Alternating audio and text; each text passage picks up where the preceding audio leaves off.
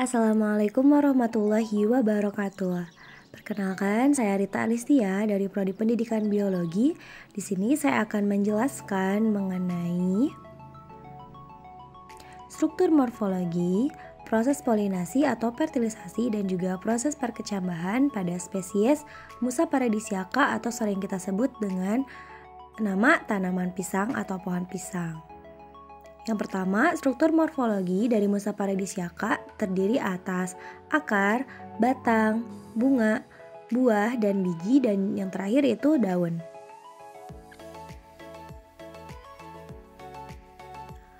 Akar pohon pisang termasuk ke dalam tanaman monokotil karena pohon pisang ini mempunyai sistem perakaran serabut atau juga disebut akar rimpang dan tidak mempunyai akar tunggang.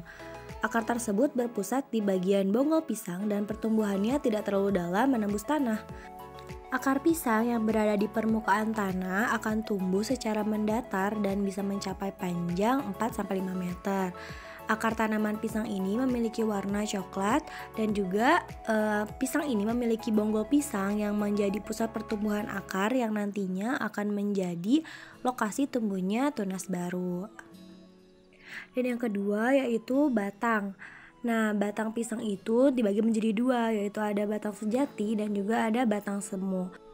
Batang sejati pada tanaman pisang bagian pangkalnya itu berupa umbi batang yang tertanam dalam tanah. Selama pertumbuhan, di bagian atas umbi tersebut terdapat sebuah titik tumbuh untuk pertumbuhan daun. Inilah yang nantinya akan tersusun rapat dan berlapis-lapis membentuk batang semu yang terlihat berdiri kokoh. Dan batang semu tersebut muncul dari pelepah daun pisang yang saling menutupi dengan kuat dan kokoh sehingga terlihat seperti batang tumbuhan. Batang semu ini memiliki bentuk silindris dan berlapis-lapis. Batang ini tidak berkayu dan tidak berkambium sehingga tekstur batang lebih lunak dan berair. Seiring pertumbuhannya, batang palsu atau batang semu tersebut akan membentuk lapisan baru, sedangkan lapisan lama terdorong keluar dan mengelupas. Nah, selanjutnya yaitu daun. Daun pisang ini merupakan daun lengkap dan termasuk jenis daun tunggal dan daun sempurna karena bagiannya itu lengkap terdiri dari pelepah daun, tangkai daun, dan helaian daun. Nah, daun pisang ini memiliki ujung daun yang membulat dan pangkal daunnya berlekuk, tepi daun yang rata, bangun daun berupa lanset, daging daun seperti kertas, pertulangan daunnya yang menyirip, warna daun pada bagian atas berwarna hijau tua dan bagian bawahnya berwarna hijau muda yang mengkilat, serta bagian bawahnya berselaput lilin. Selanjutnya yaitu bunga. Nah, bunga pada tanaman pisang ini memiliki bentuk seperti kerucut. Bunga ini terdiri dari gabungan bunga betina dan jantan yang tersusun dalam kelompok. Bunganya tertutupi oleh braktea. Braktea dan bunga tersusun secara spiral sesuai dengan putaran sumbu sehingga membentuk bunga yang berukuran besar. Bunga-bunga betina memiliki indung telur yang berkembang dan menjadi buah tanpa penyerbukan untuk membentuk daging yang merupakan bagian yang dapat dimakan dari tanaman. Namun pisang liar juga ada yang menunjukkan penyerbukan, yaitu bisa melakukan dengan penyerbukan silang dan juga penyerbukan melalui serangga. Nah, di sini terdapat bagian-bagian dari bunga pisang, yaitu ada stigma, stilus, kompon tepal, tepal bebas, ovarium, anter, lobus kompon tepal, dan juga filamen.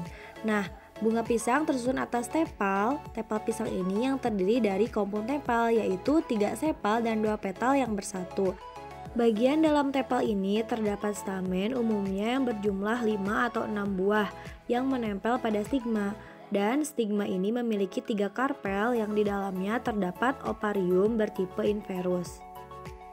Perlu kita ketahui, bunga pisang juga merupakan bunga berjemuk. Perbungaan pisang tumbuh dari rizom dan berkembang membentuk buah. Bunga pisang ini terletak pada rakis yang tersusun dalam sisir yang pada setiap susunan bunganya itu dilindungi oleh braktea yang berukuran besar. Selanjutnya yaitu buah pisang. Nah, buah pisang ini termasuk ke dalam jenis buah majemuk karena berasal dari perbungaan.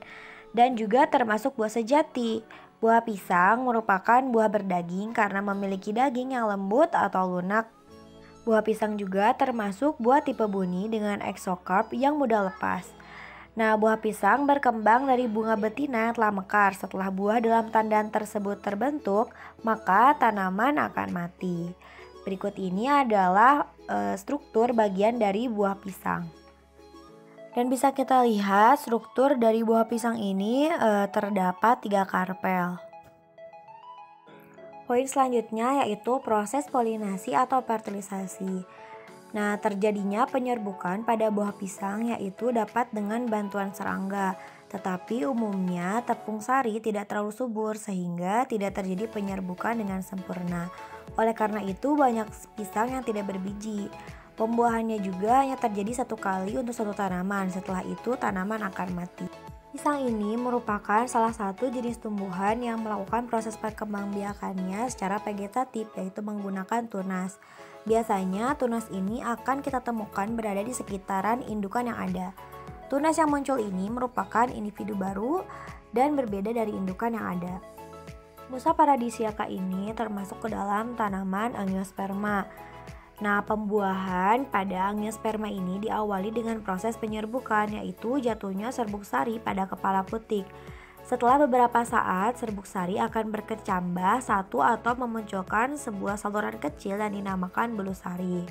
Bulu sari inilah sebagai jalan menuju bakal biji. Nah, kemudian bulu sari tumbuh memanjang di dalam tangkai putik. Melalui bulu sari ini, inti serbuk sari berjalan menuju bakal biji. Selama perjalanan tersebut, inti serbuk sari akan membelah menjadi inti vegetatif, inti generatif pertama, dan inti generatif kedua. Inti vegetatif ini akan berjalan di depan inti generatif karena berperan sebagai penunjuk jalan. Dan setelah sampai di bakal biji, inti generatif 1 akan membuahi ovum dan membentuk zigot dan menghasilkan diploid. Sedangkan inti generatif 2 akan membuahi inti kandung lembaga sekunder dan akan membentuk endosperma. Peristiwa pembuahan inilah yang dinamakan pembuahan ganda. Pada perkembangan selanjutnya, zigot berkembang menjadi embrio calon tumbuhan baru, sedangkan endosperma digunakan sebagai sumber makanan pertama pada proses perkecambahan biji. Bakal biji akan tumbuh menjadi biji dan bakal buah akan menjadi buah yang membungkus biji pada beberapa spesies tumbuhan. Yang terakhir yaitu proses perkecambahan. Pada pisang tidak mengalami perkecambahan karena pada beberapa pisang tidak memiliki biji.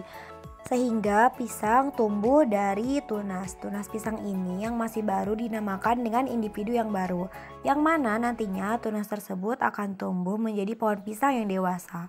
Setelah tumbuh dewasa, maka pisang ini akan mengeluarkan jantung pisang, yang mana dari jantung tersebut akan muncul sisir-sisir buah pisang satu persatu, yang kemudian membentuk menjadi tandan.